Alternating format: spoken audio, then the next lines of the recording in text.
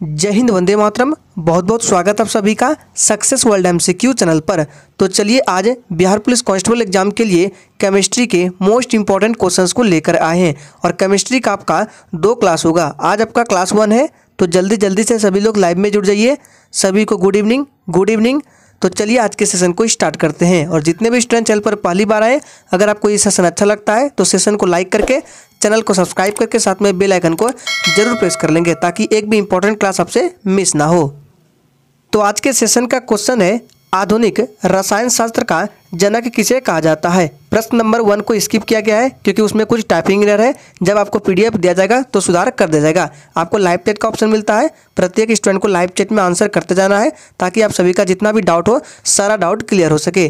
तो आधुनिक रसायन शास्त्र का जनक किसे कहा जाता है, इसका सही जवाब जो भी बच्चे लाइव चैट में ऑप्शन सी को दे रहे हैं, बिल्कुल सही जवाब दे रहे हैं। लेवोजियर को आधुनिक रसायन शास्त्र का जनक माना जाता है। ऑप्शन सी इस प्रश्न का बिल्कुल सही जवाब हो जाएगा। चलिए आगे बढ़ते हैं। दूसरा प्रश्न है, एक तत्व में इलेक्ट्रॉन और न्यूट्रॉनों की संख्या क्रमशः 18 तथा 20 है। तो पूछा जा रहा है कि इस तत्व की द्रव्यमान संख्या क्या होगा। यहाँ पे परमाणु संख्या लिखा गया है, टाइपिंग एरर है, यहाँ पे द्रव्यमान संख्या कर लेंगे। चलिए आंसर करते जाएंगे। मोस्ट इंपॉर्टेंट प्रश्न है, सोच समझ का आंसर करना है। एक तत्व में आपको इलेक्ट्रॉन और न्यूट्रॉनों की संख्या दिया गया है 18 और 20। तो आपसे पूछा जा रहा है कि इस तत्व की द्रव्यमान संख्या क्या होगा। तो आप सभी जानते हैं द्रव्यमान संख्या निकालने के लिए फॉर्मूला होता है P+N होता है, जहाँ पे P हो गया आपका प्रोटॉन और N क्या हो गया, न्यूट्रॉन हो गया। और आप सभी जानते हैं कि P बराबर E होता है, यानी कि प्रोटॉन की संख्या बराबर इलेक्ट्रॉन की संख्या होता है। तो देखिए प्रश्न में इलेक्ट्रॉन की संख्या 18 है, यानी कि प्रोटॉन भी 18 हो जाएगा। तो 18 प्लस और न्यूट्रॉन कितना है, 20 है। जब इसको ऐड करेंगे तो कितना हो जाएगा, 38 हो जाएगा। ऑप्शन सी इस प्रश्न का बिल्कुल सही जवाब हो जाएगा, ध्यान रखना है। चौथा प्रश्न है, निम्नलिखित में से किसका पीएच मान 7 होता है। चलिए आंसर करते जाएंगे। और फ्रेंड्स, इससे पहले कल आपका फिजिक्स का क्लास हुआ था, जिसमें से 75 प्लस मोस्ट इंपॉर्टेंट क्वेश्चंस को बताया गया, जो कि आपके एग्जाम के लिए मोस्ट इंपॉर्टेंट रहेगा। अगर आपने नहीं देखा है तो देख लीजिए, उसका भी लिंक आपको वीडियो के डिस्क्रिप्शन बॉक्स में मिल जाएगा। चलिए, तो इसका राइट आंसर क्या होगा। देखिए, शुद्ध पानी का पीएच मान 7 होता है और उदासीन विलयन का पीएच मान भी 7 होता है। तो राइट आंसर जो भी बच्चे डी को दे रहे हैं, बिल्कुल सही जवाब दे रहे हैं। ए एंड बी बिल्कुल सही जवाब हो जाएगा। अगर आपसे पूछे कि रक्त का पीएच मान कितना होता है, तो 7.4 होता है, ध्यान रखना है। लेकिन अगर आपसे पूछे कि रक्त की प्रकृति कैसी होती है, क्षारीय या अम्लीय, तो आपको क्या करना है। तो देखिए, अगर किसी विलयन का पीएच मान 7 हो तो वह उदासीन होता है।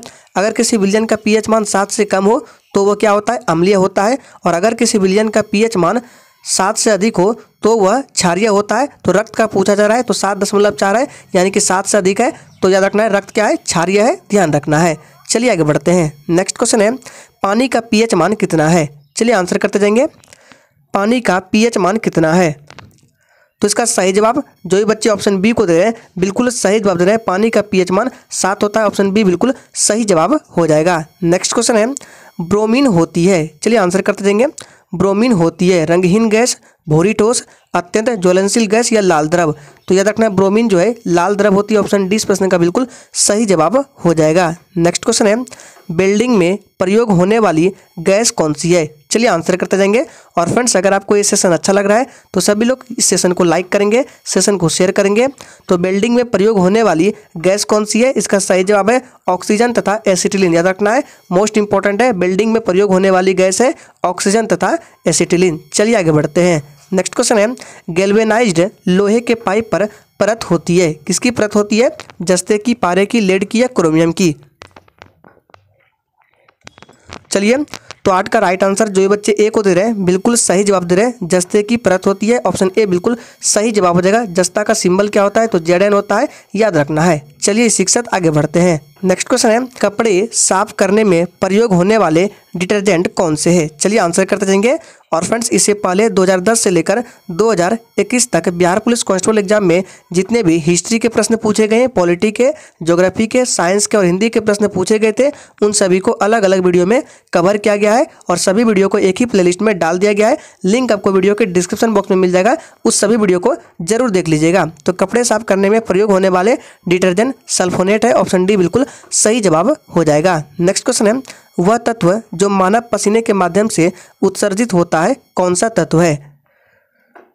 चलिए आंसर करेंगे, वह तत्व जो मानव पसीने के माध्यम से उत्सर्जित होता है वह कौन सा तत्व है। तो देखिए मानव पसीने में क्या क्या होता है, याद रखना है पानी होता है, परंतु उसमें खनिज अम्ल और यूरिया भी होता है, साथ ही साथ sodium, calcium, potassium, magnesium, zinc, iron ये सभी होता है। तो देखिए लोहा भी हो जाएगा, मैग्नीशियम भी हो जाएगा, जस्ता भी हो जाएगा। राइट आंसर डी के साथ चला जाएगा, सभी ध्यान रखना है। नेक्स्ट क्वेश्चन है, नीला थोथा का रासायनिक रूप क्या है, यानी कि नीला थोथा का रासायनिक नाम पूछा जा रहा है। चलिए आंसर करेंगे। तो 11 का राइट आंसर जो भी बच्चे सी को दे रहे बिल्कुल सही जवाब दे रहे। नीला थोथा का रासायनिक रूप क्या है, कॉपर सल्फेट है, और इसका फॉर्मूला क्या होता है, तो सी यहाँ पे लिख रहे हैं CuSO4 × 5H2O। ये किसका होता है, नीला थोथा का रासायनिक सूत्र होता है, याद रखना है। नेक्स्ट क्वेश्चन है, निम्नलिखित में से सबसे भारी धातु कौन सी है। चलिए आंसर करते जाएंगे। निम्नलिखित में से सबसे भारी धातु कौन सी है। तो देखिए इन चार ऑप्शन में से जो सही जवाब है ऑप्शन चला देगा डी के साथ। प्लेटिनम जो है ये सबसे भारी धातु है, इसका सिंबल होता है Pt, ध्यान रखना है। चलिए आगे बढ़ते हैं। नेक्स्ट क्वेश्चन है, स्टेनलेस स्टील एक मिश्र धातु है, किसकी मिश्र धातु है। सोच समझ कर आंसर करना। स्टेनलेस स्टील एक मिश्र धातु है। तो देखिए इसका सही जवाब है ऑप्शन क्या आ जाएगा, इसका राइट आंसर डी के साथ चला जाएगा सभी, क्योंकि स्टेनलेस स्टील में क्या क्या होता है, लोहा होता है, कार्बन होता है, क्रोमियम होता है, निकेल होता है। तो देखिए लोहा निकेल है, लोहा क्रोमियम है, लोहा कार्बन है, तो राइट आंसर डी के साथ चला जाएगा सभी, ध्यान रखना है। नेक्स्ट क्वेश्चन है, टूटी हुई हड्डियों की रक्षा के लिए प्लास्टर ऑफ पेरिस का प्रयोग होता है, यह क्या है। चलिए आंसर करेंगे। और friends Bihar police constable exam के लिए इस चैनल पर डेली सुबह 5 बजे 1 लाइनर स्टैटिक जीके का क्लास चलता है, आप सभी को जरूर देखना है उस क्लास को। तो देखिए इसका राइट आंसर क्या आ जाएगा, ऑप्शन डी के साथ चलेगा, जिप्सम होता है, याद रखना। और जिप्सम का फॉर्मूला क्या होता है, तो CaSO4 × 2H2O होता है, जिप्सम का फॉर्मूला याद रखना है। चलिए आगे बढ़ते हैं। नेक्स्ट है, प्लास्टर ऑफ पेरिस का सूत्र क्या होता है। तो अभी आपने देखा जिप्सम का फॉर्मूला क्या होता है, CaSO4 × 2H2O होता है, जो कि ऑप्शन डी में दे गया है, ये जिप्सम का फॉर्मूला है। लेकिन यह प्लास्टर ऑफ पेरिस का पूछा जा रहा है, तो क्या हो जाएगा CaSO4 × 1/2H2O, ये प्लास्टर ऑफ पेरिस का फॉर्मूला है। ऑप्शन बी बिल्कुल सही जवाब हो जाएगा। और इसका नाम क्या है, तो कैल्शियम हेमीहाइड्रेट, याद रखना है। नेक्स्ट है, एक हाइड्रोकार्बन जिसमें कार्बन के 2 परमाणु द्विबंध द्वारा जुड़े हो क्या कहलाता है। चलिए आंसर करेंगे, फटाफट से आंसर करेंगे। चलिए तो आपका टाइम खत्म होता है। इसका सही जवाब जो भी बच्चे बी को दे रहे हैं बिल्कुल सही जवाब दे रहे हैं, एल्किन कहलाता है, याद रखना है। लेकिन अगर सिंगल बॉन्ड हो तो एल्केन, याद रखना है। सिंगल बॉन्ड हो तो एल्केन कहलाएगा, ट्रिपल बॉन्ड हो तो एल्काइन कहलाएगा, ध्यान रखना है। चलिए आगे बढ़ते हैं। नेक्स्ट है, सिरके का रासायनिक नाम क्या है। चलिए आंसर करते जाएंगे। और फ्रेंड्स इससे पहले बायोलॉजी का 5 प्रैक्टिस सेट कवर किया गया है, जिसमें से लगभग 300 प्रश्नों का डिस्कशन किया गया है। ये मोस्ट इंपॉर्टेंट रहेगा आपके एग्जाम के लिए, तो अगर आपने नहीं देखा है तो देख लीजिए, इसका भी लिंक आपको वीडियो के डिस्क्रिप्शन बॉक्स में मिल जाएगा। तो सिरके का रासायनिक नाम क्या है, तो जो भी बच्चे ऑप्शन क्या दे रहे हैं, सी को बिल्कुल सही जवाब दे रहे हैं। सिरके का रासायनिक नाम एसिटिक अम्ल है, ध्यान रखना है। नेक्स्ट है, निम्नलिखित में से कौन सा अम्ल सिरके में उपस्थित है। फटाफट से आंसर करते जाएंगे। और फ्रेंड्स अगर आपको किसी भी प्रश्न में थोड़ा भी डाउट होता है तो तुरंत आप कमेंट करके पूछ सकते हैं।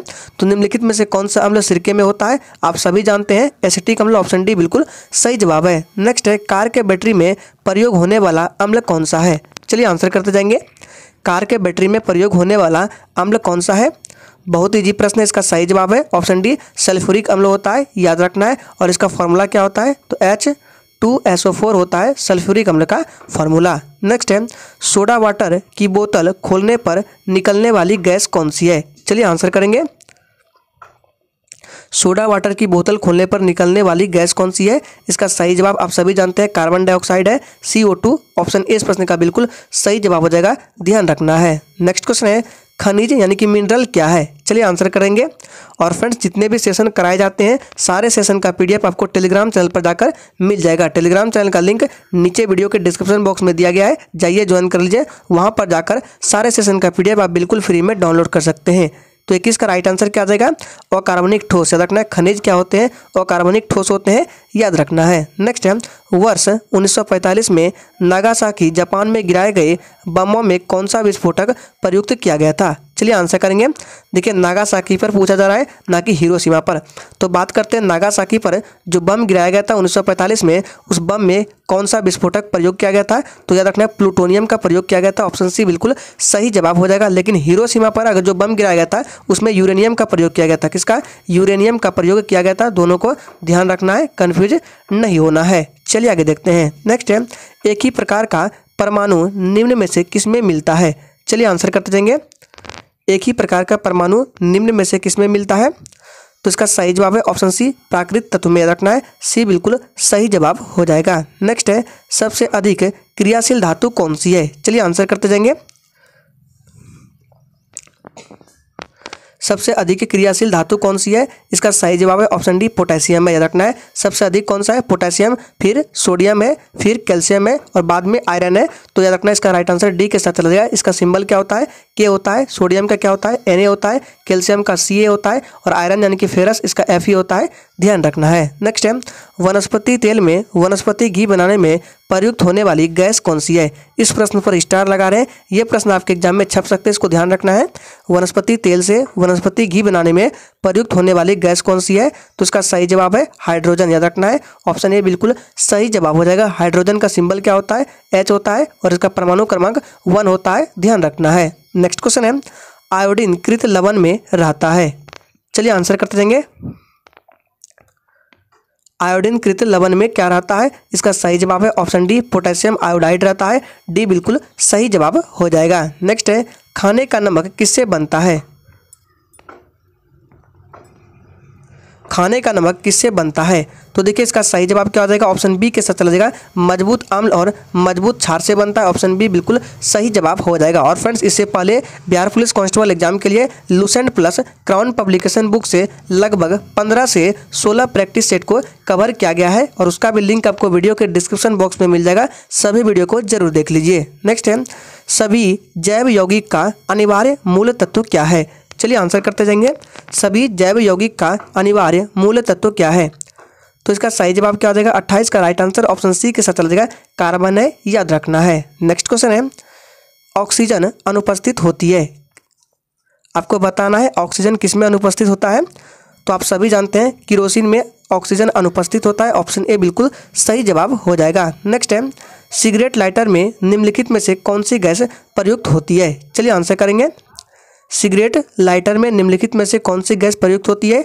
तो याद रखना है, ब्यूटेन का प्रयोग किया जाता है। ऑप्शन ए बिल्कुल सही जवाब हो जाएगा। नेक्स्ट है, प्राकृतिक रबड़ किसका बहुलक है? इस प्रश्न पर भी स्टार लगा रहे हैं, मोस्ट इंपॉर्टेंट है, आपके एग्जाम में छप सकते हैं। याद रखना है, प्राकृतिक रबड़ किसका बहुलक है? चलिए आंसर करते जाएंगे। चलिए, तो आपका टाइम खत्म हो चुका है। इसका सही जवाब जो भी बच्चे ऑप्शन ए को दे रहे हैं बिल्कुल सही जवाब दे रहे हैं, आइसोप्रीन। याद रखना है, प्राकृतिक रबड़ किसका बहुलक है? तो आइसोप्रीन का बहुलक है। नेक्स्ट है, टेफ्लॉन निम्नलिखित में से किस एकलक का बहुलक है? चलिए आंसर करते जाएंगे। और जो भी स्टूडेंट 9 बजे की क्लास करना चाहते हैं तो इस क्लास के बाद इसी चैनल पर ठीक रात 9 बजे वो क्लास स्टार्ट होने वाला है। तो जो भी करना चाहते हैं जुड़ जाए उस क्लास से। तो टेफ्लॉन निम्नलिखित में से किसका एकलक बहुलक है? तो इसका सही जवाब ऑप्शन ए, टेट्राफ्लोरोएथिलीन। याद रखना है, ए बिल्कुल सही जवाब हो जाएगा। नेक्स्ट है, बैकेलाइट निम्नलिखित के संघनन से बनता है। चलिए आंसर करेंगे और सेशन के एंड में अपना अपना स्कोर जरूर देना है। तो बैकेलाइट निम्नलिखित के संघनन से बनता है। इसका सही जवाब है ऑप्शन बी, फिनॉल तथा फॉर्मेल्डिहाइड से बनता है। ऑप्शन बी बिल्कुल सही जवाब हो जाएगा। नेक्स्ट है, ट्राइग्लिसराइड क्या है? चलिए आंसर करेंगे। ट्राइग्लिसराइड क्या है? प्रोटीन है, कार्बोहाइड्रेट है, वसा है या फिर डी खनिज है? तो ट्राइग्लिसराइड क्या है? एक प्रकार का वसा है। ऑप्शन सी बिल्कुल सही जवाब हो जाएगा। ध्यान रखना है। नेक्स्ट है, घरेलू ईंधन के रूप में प्रयुक्त एलपीजी में मुख्यतः क्या होती है? सोच समझ कर आंसर करना है। मीथेन, प्रोपेन, ब्यूटेन या बी एंड सी? तो देखिए, घरेलू ईंधन के रूप में प्रयुक्त एलपीजी में क्या होता है? प्रोपेन होता है और ब्यूटेन होता है। तो राइट आंसर जो भी बच्चे डी को दे रहे हैं बिल्कुल सही जवाब दे रहे हैं। और इसमें रिसाव के गंध को पहचानने के लिए क्या मिलाया जाता है? मरकेप्टन मिलाया जाता है। ध्यान रखना है। नेक्स्ट है, ग्रीन हाउस गैसों में मुख्य घटक होता है।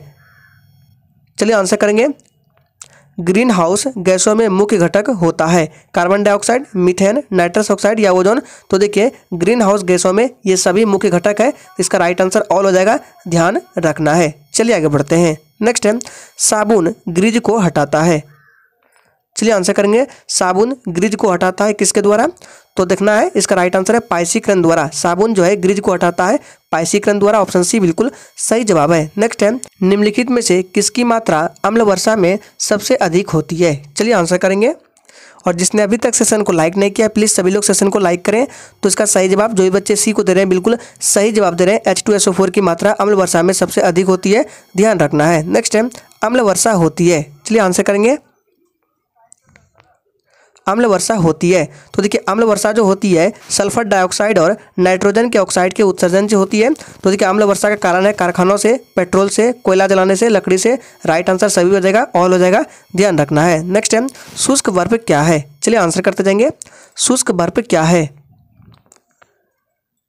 तो आप सभी जानते हैं शुष्क बर्फ ठोस क्या है, ठोस कार्बन डाइऑक्साइड है। ऑप्शन बी बिल्कुल सही जवाब हो जाएगा। नेक्स्ट है निम्नलिखित में से किसे शुष्क बर्फ कहते हैं, तो इसका सही जवाब है ऑप्शन सी, ठोस कार्बन डाइऑक्साइड को शुष्क बर्फ बोला जाता है, ध्यान रखना है। नेक्स्ट है एक कार बैटरी में प्रयुक्त विद्युत अपघट्य होता है, चलिए आंसर करेंगे। एक कार बैटरी में प्रयुक्त विद्युत अपघट्य किसका होता है, विद्युत अपघटन तो आप सभी जानते हैं सल्फ्यूरिक अम्ल का होता है। ऑप्शन बी बिल्कुल सही जवाब है। नेक्स्ट है निम्न में से किसमें कार्बन नहीं है, चलिए आंसर करेंगे। निम्न में से किसमें कार्बन नहीं है तो इसका सही जवाब क्या हो जाएगा, ऑप्शन चला देगा डी के साथ कोई नहीं। देखिए क्योंकि हीरा में कार्बन होता है, ग्रेफाइट में भी होता है, कोयला में भी होता है, तो राइट आंसर डी के साथ चला जाएगा कोई नहीं। नेक्स्ट है निम्न में से सबसे सख्त कौन है, हीरा, ग्लास, क्वार्ट्ज या प्लेटिनम, तो बहुत ईजी प्रश्न आप सभी जानते हैं सबसे सख्त हीरा है। ऑप्शन ए बिल्कुल सही जवाब हो जाएगा। तो आज के सेशन में टोटल 44 प्रश्न को ही रखा गया था। तो आज के लिए इतना ही, तब तक के लिए जय हिंद।